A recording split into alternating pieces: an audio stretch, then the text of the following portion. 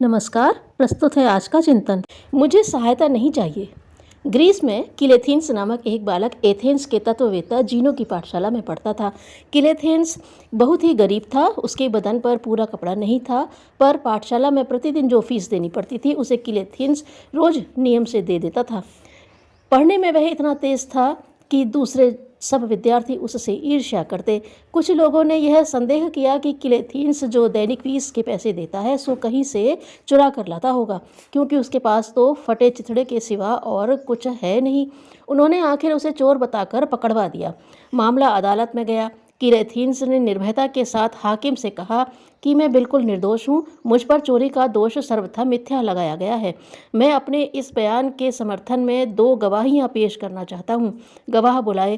पहला गवाह था एक माली। उसने कहा, यह बालक प्रतिदिन मेरे बगीचे में आकर कुएं से पानी खींचता है और इसके लिए इसे कुछ पैसे मजदूरी दे दिए जाते हैं। दूसरी गवाही में एक बुढ़िया आई। कहा कि मैं बूढ़ी हूँ, मेरे घर में कोई पीसने वाला नहीं है। यह बालक प्रतिदिन मेरे घर पर आटा पीस जाता है और बदले में अपनी मजदूरी के पैसे ले जाता है। इस प्रकार शारीरिक परिश्रम करके किलेथीन्स कुछ आने प्रतिदिन कमाता और उसी से अपना निर्वाह करता तथा पाठशाला की फीस भी भरता।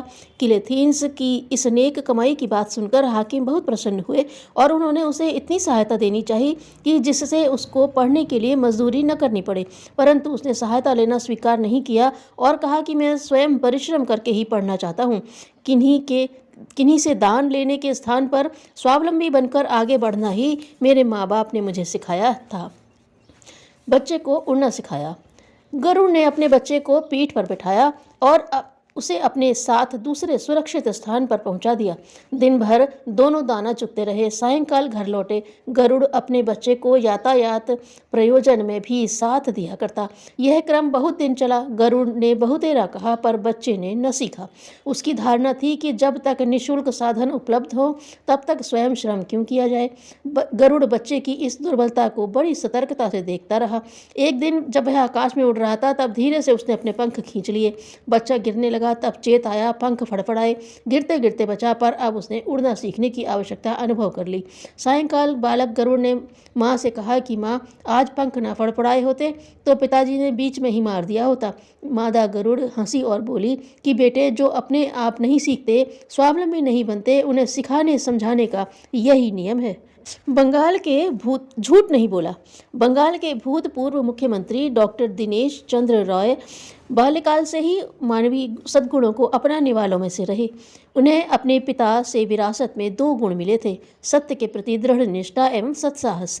एक बार उनके अध्यापक मोटर एक्सीडेंट के संबंध में निर्दोष सिद्ध होने के लिए घटना स्थल पर उपस्थित विद्यार्थी राय से झूठी गवाही दिलवाना चाहते थे। उन्होंने झूठ बोलने से इनकार कर दिया। जो देखा था वह कहा। इस पर अध्यापक चिढ़ गए और उन्हें अनुत्तीर्ण कर दिया। चिकित्सा विज्ञान में 1 वर्ष का समय खराब होना उन्हें झूठ बोलने की तुलना में कम बुरा लगा।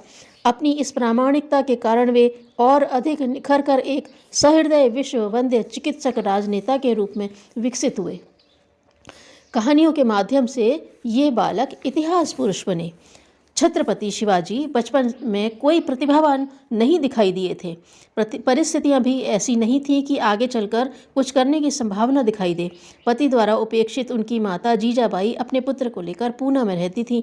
बालक शिवा के पालन पोषण से लेकर शिक्षा दीक्षा का भार उन पर ही था। जीजाबाई ने इस उत्तरदायित्व को सरलता से निभा लेने का उपयुक्त माध्यम खोज निकाला और वे अपने लाडले को रामायण, महाभारत, हनुमान, कृष्ण और अर्जुन के जीवन की प्रेरणापूर्ण वीरता से भरी कहानियां सुनाने लगी। बालक शिवा के मन में भी ऐसा ही बनने की धुन सवार हुई और वे बचपन में ही मावला जाति के पिछड़े और जंगली बच्चों को रीछ वानरों की तरह संगठित करने लगे। उन्हें युद्ध विद्या सिखाने लगे। बाल्यकाल की प्रेरणा से उद्भूत महत्वाकांक्षा के बल पर उन्होंने नानाजी, बाजी प्रभु, देशमुख पांडे और सूर्याजी जैसे कितने ही नर रत्न खोज निकाले, जो आगे चलकर विशाल मुगल साम्राज्य के अधिपति औरंगजेब की आंखों में नींद हराम करने लगे। वर्तमान युग के महामानव महात्मा गांधी के संबंध में भी सर्वविदित है। बचपन में उनकी माता पुतलीबाई रामायण और महाभारत के चरित्र निर्माणकारी प्रसंग और घटनाएं सुनाया करती, जिनके परिणाम स्वरूप ही वे आजीवन चरित्र और नैतिकता को सर्वोपरि महत्व देते रहे।